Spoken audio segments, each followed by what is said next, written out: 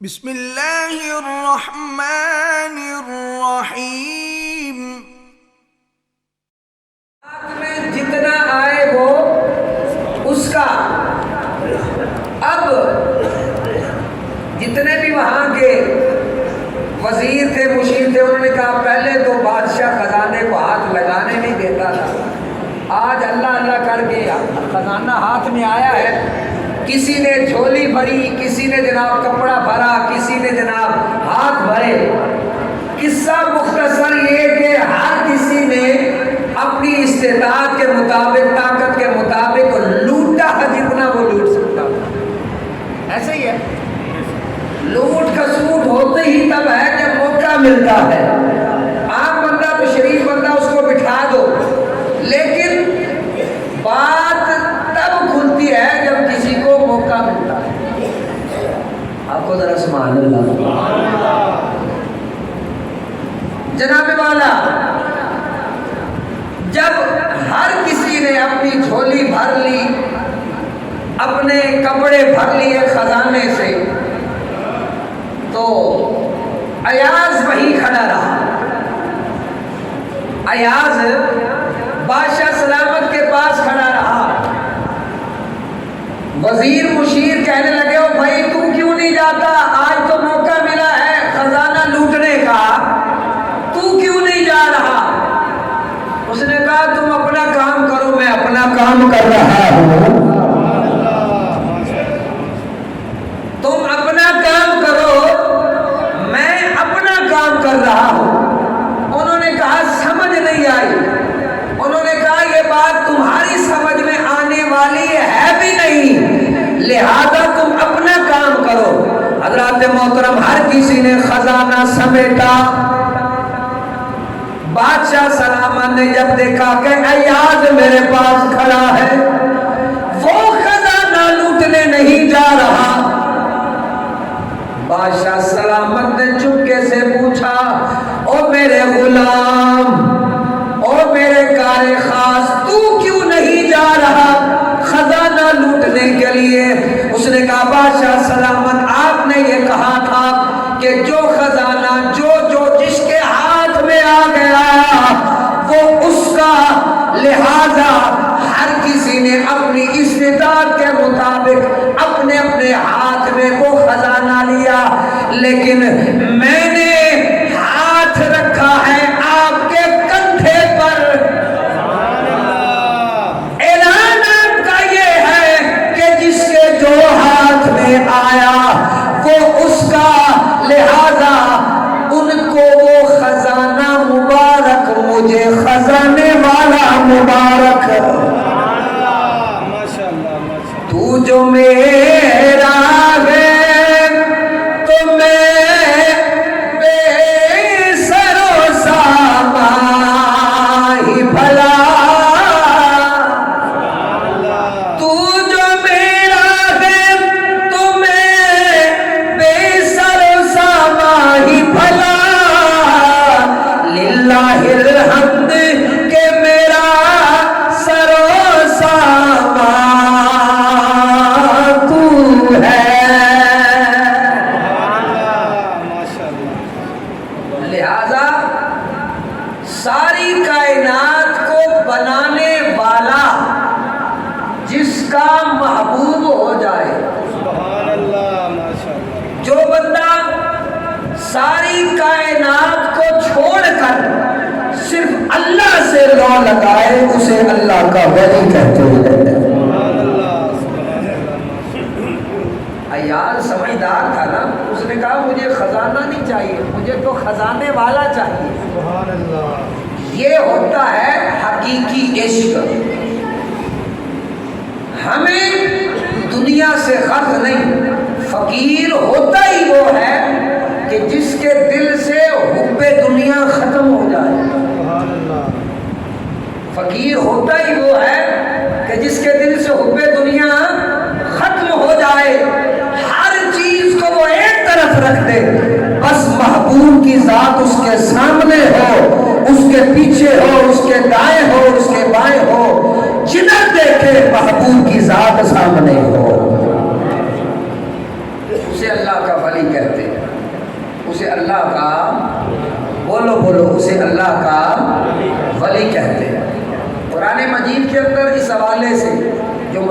معروف آیت ہے. اللہ پاک ارشاد فرماتا ہے الا ان اولیاء اللہ لا خوف علیہم ولا هم يحزنون.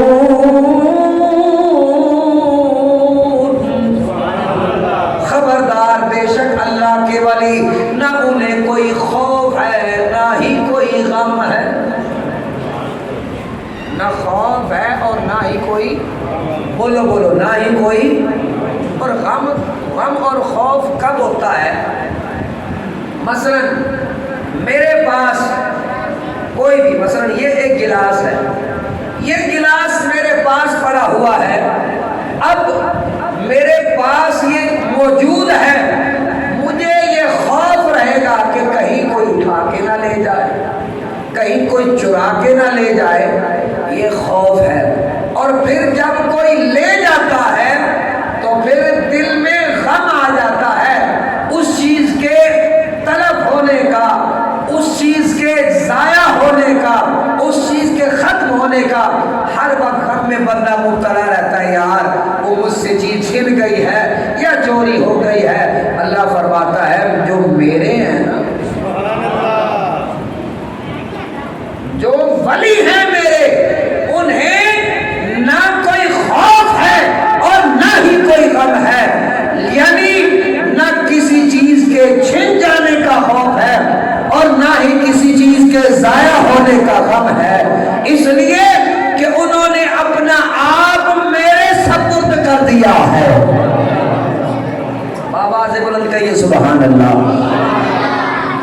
انہوں نے اپنا مال و متاع، اپنا مال و اسباب، اپنی آل اولاد، اپنی جائیداد، ہر چیز کو اٹھایا ہے، میرے نام لگایا ہے. لہذا اب ان پر نہ کسی قسم کا خوف ہے نہ ہی کوئی غم لاحق ہوتا ہے. اللہ سبحانہ و تعالیٰ یہ بھی فرماتا ہے کہ یہ خوف اور غم صرف دنیا تک محدود نہیں ہے، بلکہ نہ انہیں دنیا کا کوئی خوف اور غم ہے اور نہ ہی کوئی حشر کا خوف اور غم ہے.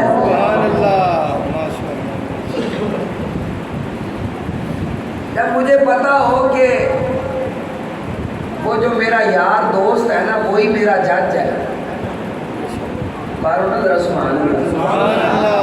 جب مجھے پتا ہے کہ جو میرا یار دوست ہے وہی میرا جج ہے، تو پھر جب میں عدالت میں جاؤں گا نا مجھے کسی قسم کا کوئی خوف اور غم. تو جب اللہ کے ولی میدان حشر میں جائیں گے، سامنے جب محبوب ہوگا، سامنے جب مظلوم ہوگا، تو پھر ان کا ہر قسم کا خوف اور غم دور ہو جائے گا. ان کو پتا ہوگا ہمارا محبوب ہمارا جج ہے، وکیل ہے. اللہ، یہ اللہ کے ولی ہے. اور پھر دوسری بات جو میں نے شروع میں عرض کی وہ یہ ہے کہ انہوں نے یہ مقام اور منزل پانے کے لیے صرف یہ نہیں کہ ایک کونے میں بیٹھ گئے اور جناب والا بڑی بڑی تسبیحاں پکڑ لی، لمبے لمبے جبے پہن لیے اور بڑی بڑی دستاریں پہن کے جناب ایک طرف آستانہ کھول کے بیٹھ گئے اور کہا سانو ولی کہو.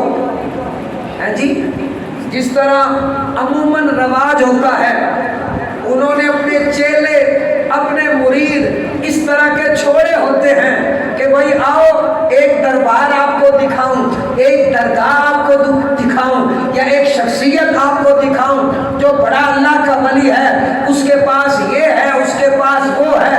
طرح طرح کی جھوٹی کرامتیں بنا کر اسے اللہ کا ولی ثابت کرتے ہیں.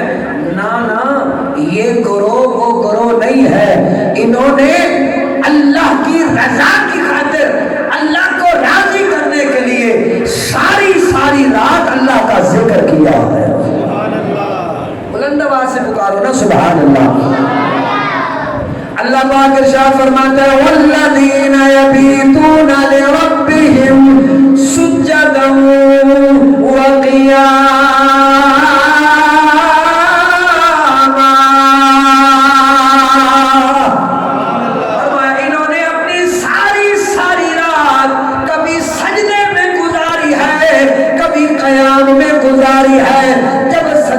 سجدے ہیں تو اللہ کے لیے کرتے ہیں، جب قیام کرتے ہیں تو اللہ کے لیے کرتے ہیں، جب رکوع کرتے ہیں تو اللہ کی ذات کے لیے کرتے ہیں۔ ساری دنیا سو جاتی ہے، لیکن یہ اللہ کے ولی وہ ولی ہیں کہ جب اپنا پہلو بستر پر بچھاتے ہیں بے چین ہو جاتے ہیں، بے چینی کے عالم میں اٹھ جاتے ہیں، وضو کر کے جب اللہ کی بارگاہ میں کھڑے ہو جاتے ہیں، انہیں سکون بھی آتا ہے، انہیں قرار بھی آتا ہے۔ حضرت میاں محمد بخش کھڑی شریف والے آپ فرماتے نے اے رات پویتے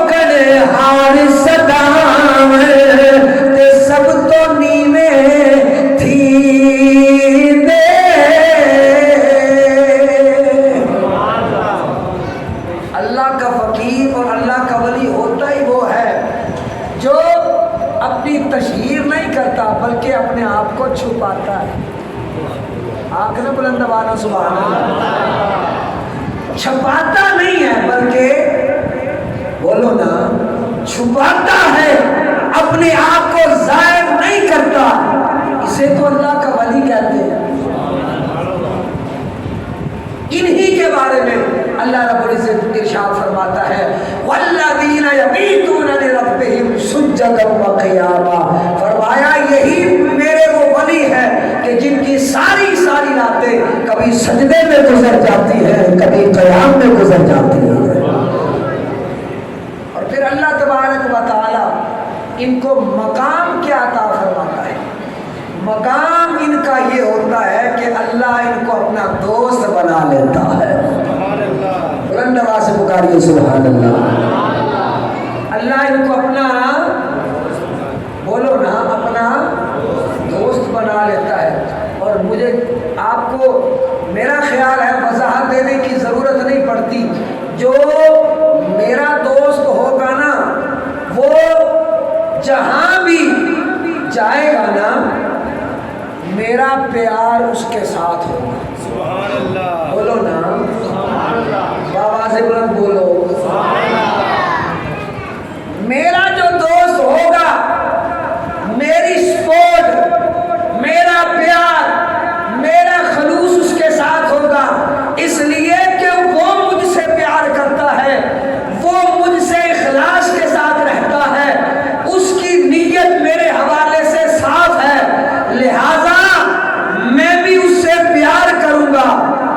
جب اللہ کا ولی اپنے آپ کو خالص کر لیتا ہے اللہ کی محبت میں، اللہ کی یاد میں، اللہ کے ذکر میں اپنے آپ کو خالص کر لیتا ہے تو اللہ خود فرماتا ہے فَأَحْبَبْتُهُ، میں اسے اپنا بندہ بنا لیتا ہوں، محبوب بنا لیتا ہوں۔ جو رب کا محبوب بن جائے، مجھے یہ بتاؤ پھر اس کے لیے کامیابی کی اور کون سی سند چاہیے جو وہ تلاش کر رہا ہے؟ ارے جس کا رب محبوب ہو جائے۔ حضرت منصور حلاج رحمت اللہ تعالی علیہ شہید عشق، جب اللہ کی محبت نے ستایا، ہر طرف حق ہی حق نظر آیا۔ مرشد نے تو سبق یہ دیا تھا، آنا للحق، میں حق کا ہوں۔ سبحان اللہ۔ مرشد نے کیا سبق دیا؟ آنا للحق، میں حق کا ہوں، اللہ کا ہوں، یعنی اللہ کا بندہ ہوں۔ اللہ اکبر ورد کرتے کرتے جب ہر طرف حق ہی حق نظر آیا، اندر دیکھا اندر بھی حق نظر آیا، باہر دیکھا باہر بھی حق نظر آیا، جدھر دیکھا ادھر اللہ ہی اللہ نظر آیا۔ منہ سے یہ جملہ نکلا، انا الحق، کیا؟ میں حق ہوں۔ پہلے تو جملہ یہ تھا کہ میں حق کے لیے ہوں، میں اللہ کے لیے ہوں۔ جب یہ کہا نا انا الحق، میں حق ہوں، اللہ اکبر، کفر کا فتویٰ لگ گیا منصور حلاج کے اوپر۔ کسی نے کیفیت نہ جانی کہ منصور یہ جملہ کیوں بول رہا ہے۔ اللہ اکبر، کفر کا جب فتویٰ آیا، لیکن وہ جو ورد زبان تھا وہ رک نہ سکا، وہ جاری رہا۔ لوگوں نے کہا اے منصور، اپنی زبان کو تالا لگا ورنہ سولی چڑھا دیا جائے گا۔ منصور نے کہا میں مجبور ہوں، جدھر بھی دیکھتا ہوں ادھر مجھے حق حق نظر آتا ہے، اس لیے حق حق کی صدائیں لگا رہا ہے۔ حضرت بابا بلے شاہ بولے سبحان اللہ، ماشاء اللہ، جے میں تینوں سبحان اللہ، باہر ڈھونڈا، او میرے اندر کون سمانا، جے میں تینوں اندر ڈھونڈا، پھر مقید جانا، سب کچھ تو ہے، سب وچ تو ہے، تے سب دی پاک پہچانا، میں بھی تو ہے تے تو بھی تو ہے، میں بھی تو ہے تے تو بھی تو ہے، ایتھے بلا کون نمانا۔